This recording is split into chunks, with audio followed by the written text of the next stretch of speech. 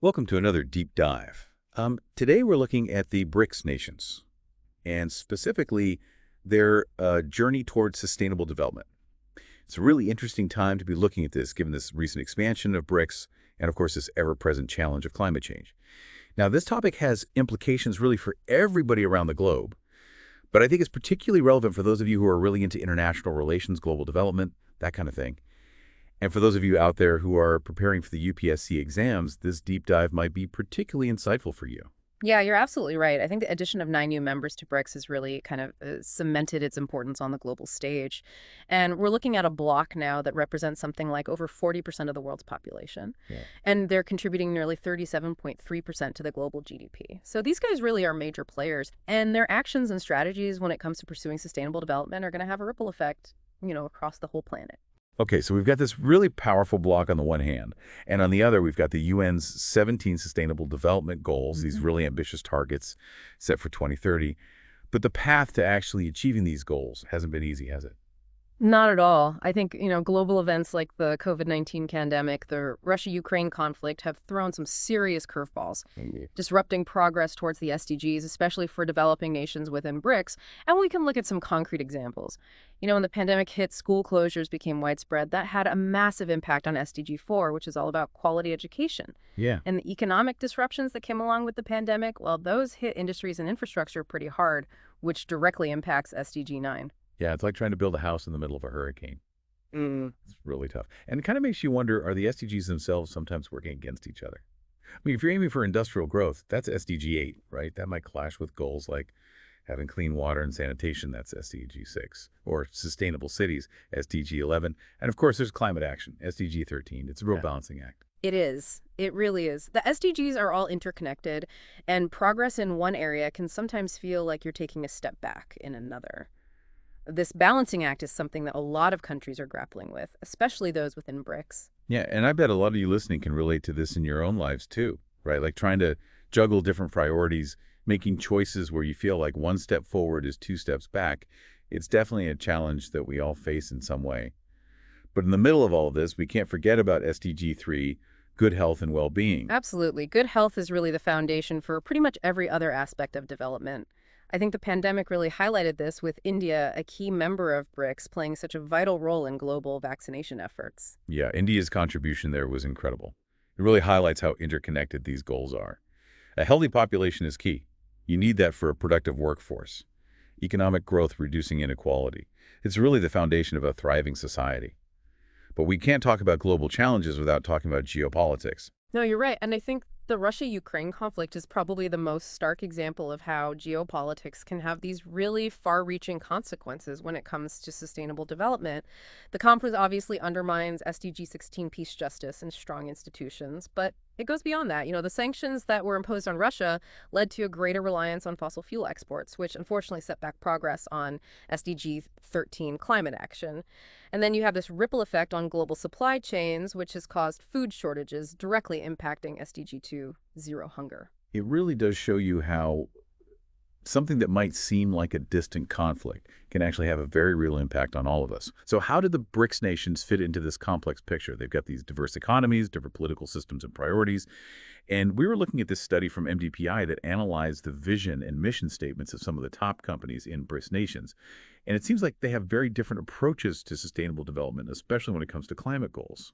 Yeah, that MDPI study was fascinating. It offers a really unique glimpse into the different priorities within BRICS.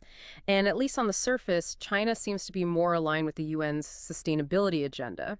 Their corporate statements tend to emphasize environmental and social responsibility a bit more.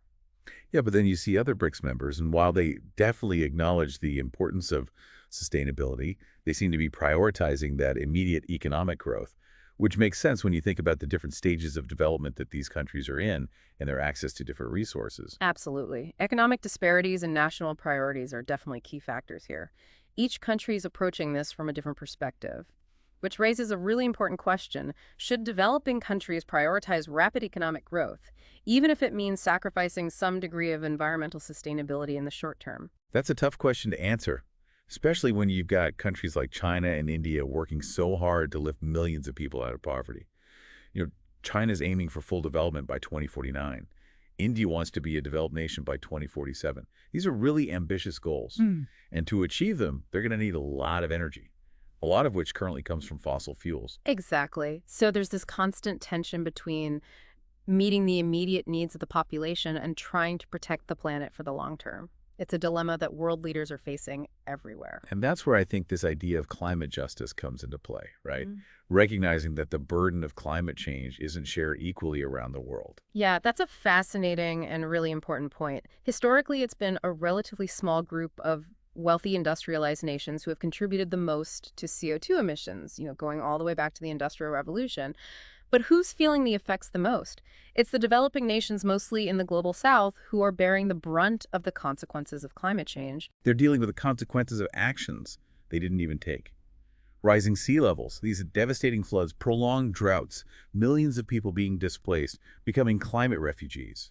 It's a harsh reality. Yeah.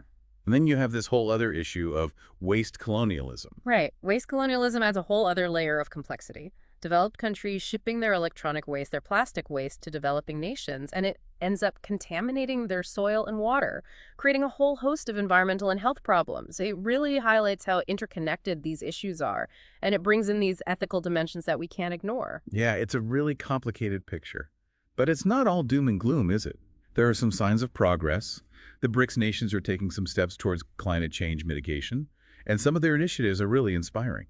It's true, there are definitely some bright spots, and it's great to see that even with all these challenges, there's this sense of hope and momentum. Brazil, for example, they've made a pretty bold commitment to reach zero deforestation in the Amazon by 2030. Yeah, the Amazon, it's often called the lungs of the planet, right? Mhm. Protecting it is absolutely crucial if we want to stabilize the global climate. So Brazil stepping up like that is a big deal. It is, and they're not alone. India has also made some impressive progress when it comes to reducing their emissions intensity. I mean, it's really showing the world that economic growth and environmental sustainability don't have to be mutually exclusive. A lot of this progress has come through their investments in renewable energy and energy efficiency measures. Yeah, it's interesting how India is managing to decouple economic growth from emissions growth. That's a strategy that other developing nations could definitely learn from. For sure. And then there's China. Yeah. They've really emerged as a global leader in renewable energy. They've poured a ton of investment into solar and wind power, and they've got the largest installed capacity for renewable energy in the world. Hmm. They're also leading the way in developing and using these advanced technologies, like ultra-high voltage transmission lines, which make it possible to transport renewable energy across huge distances really efficiently. Yeah, you can't deny China's commitment to renewable energy. Yeah. They're setting a pretty high bar for other major economies. Absolutely. And even South Africa, which faces its own unique set of challenges. They've developed some pretty comprehensive adaptation plans, and they've set up a presidential climate commission to deal with the impacts of climate change head on. They're really focusing on building resilience, particularly in sectors that are particularly vulnerable to climate change, like agriculture and water resources. It's really encouraging to see these positive developments happening across the BRICS nations. It shows that there's this growing recognition of how urgent and important climate action is. I agree. There's definitely a long way to go, Yeah. but the BRICS nations are showing that they're committed to creating a more sustainable future. And that in itself is a reason to be optimistic. Seeing these countries taking these proactive steps, it makes me think about what we can do as individuals. What role can we play in this global effort towards sustainable development? That's a great question. I think it's easy to feel kind of overwhelmed when you look at the scale of these global challenges. But it's important to remember that individual actions, when you add them all up, they can have a really significant impact. Yeah, it's like the butterfly effect. Small changes can create these ripple effects that lead to bigger changes. Exactly. It's not just about making these grand gestures. It's about the choices we make every day. Simple things like cutting back on single-use plastics, choosing energy-efficient appliances, buying sustainable products, supporting businesses that prioritize environmental and social responsibility. It's like voting with our wallets, making sure our consumer choices are actually making a difference. Absolutely. And it goes beyond just our consumer choices, too. Getting involved in community initiatives can be super impactful. Participating in local cleanup drives, supporting environmental organizations, volunteering your time and skills. All of these actions contribute directly to positive change in our communities. It's about being an active participant, not just sitting back and watching. Exactly. And for those listeners out there who are preparing for the UPSC exams, understanding these issues, being able to have meaningful conversations about them, and advocating for change, those are all essential qualities for effective leadership. It's about bringing that knowledge and passion into those leadership roles and actually shaping a more sustainable future. For those of us who aren't taking exams, Hmm. just staying informed and educating ourselves is a really powerful first step. Absolutely. Reading articles, listening to podcasts like this one, attending webinars, these are all things that can help us make more informed choices and become better advocates for change. And don't underestimate the power of simply having conversations. Yeah, talking to our friends, family, colleagues about these issues, it's a way to raise awareness and inspire other people to take action. Sharing information, having those conversations, it's like planting seeds for change. Yeah, exactly. And sometimes just talking about these things can spark new ideas and innovative solutions. We can all learn from each other's experiences and perspectives. And it's important to focus on the positive too, not just the doom and gloom. We should be celebrating the successes, the progress that's being made, and the individuals and organizations who are making a difference. Yeah, we need to highlight those stories of innovation and resilience, the stories that show what's possible. Absolutely. There's so much incredible work happening all around the world. And those stories give us hope and inspiration. They remind us that even though we're facing these huge challenges, we can create positive change by working together. It's empowering to know that we're not alone in this. But as we start to wrap up this part of our deep dive, is there one key takeaway that you'd like our listeners to remember? I think the most important thing is recognizing that we're all in this together. Climate change is a global challenge. It requires a global response. It doesn't care about borders. And it's going to take all of us working together to solve it. Whether you're a policymaker, a business leader, a student, or just a concerned citizen, you have a role to play in creating a more sustainable future. That's a really powerful message. It reminds us that every action, no matter how small, contributes to the collective effort. And for those of you who want to learn more about this topic, we've got some great resources linked in the show notes.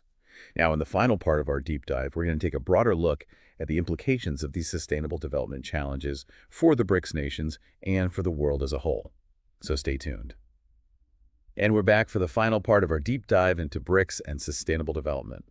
We've talked about a lot of the challenges of trying to balance economic growth with environmental protection, the importance of climate justice, and the power of taking action even as individuals. Yeah, we've really dug into how these BRICS nations, each with their own unique circumstances, are finding their way on this path towards a more sustainable future. They're all facing this challenge of trying to improve people's lives while also protecting the planet for future generations. Yeah, it's a tricky balancing act, for sure. And the choices that these nations make are going to impact the whole world. So let's zoom out a little bit and think about some of the bigger implications. What does the future hold for BRICS when it comes to sustainable development? Well, one thing's for sure, the BRICS bloc is becoming a major force on the global stage. They've got this combined economic power and their political influence is growing. So they're not just bystanders anymore, they're actively shaping the global agenda. They're really stepping into a leadership role. And the world is watching to see how they handle balancing their own development goals with their responsibilities to the planet. Exactly. And their approach to sustainable development is going to be really influential. If the BRICS nations can show that sustainable development is not only possible, but that it actually benefits everyone, it could encourage other developing countries to follow their lead. It's about proving that economic growth and protecting the environment can go together. It doesn't have to be one or the other. Exactly. And that's why collaboration within the bloc is so important. Sharing knowledge, pooling resources, exchanging ideas about what works best, all of that can really speed up progress towards a more sustainable future for everyone. Imagine, a network of BRICS nations leading the way when it comes to renewable energy, green technology, climate-resilient infrastructure. That's a pretty powerful vision of the future, one where BRICS nations are at the forefront of the sustainability movement. But what about the bumps in the road? What are some of the challenges they might run into? Well, there are always going to be obstacles. One of the biggest challenges is making sure that the benefits of sustainable development are distributed fairly both within and between countries. We don't want a situation where a few people benefit while others get left behind. That's where social justice and environmental sustainability really come together. Yeah. Sustainable development has to be inclusive. It has to lift everyone up, not just a select few. Exactly. You've got to address issues like poverty, inequality, lack of access to education and healthcare. True sustainability, it's about people and the planet thriving together. It's a holistic approach to development for sure. Another challenge is navigating the geopolitical landscape. As we've talked about, global tensions and conflicts can really throw a wrench in the works when it comes to sustainable development. It's like trying to build something stable on ground that's constantly shifting. So how can BRICS nations deal with these geopolitical challenges? They'll need to work together to promote peace, stability, and cooperation both within the bloc and on the global stage. They can use their combined influence to advocate for a more just and fair international system, one that prioritizes sustainable development. It's a complex challenge, but it's one that's tied to the future of humanity. Absolutely.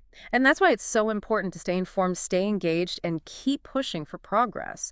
Whether you're a citizen of a BRICS nation or not, this issue affects us all. We are all connected in this. Yeah. And the choices we make today are going to determine what kind of world we leave behind.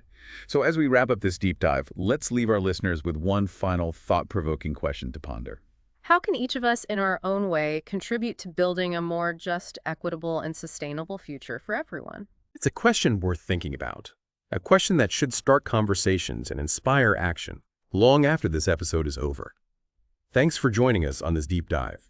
If you found this exploration insightful, please like, subscribe, and share it with others who might be interested in BRICS and the future of sustainable development. Until next time, stay curious and keep working towards a better world.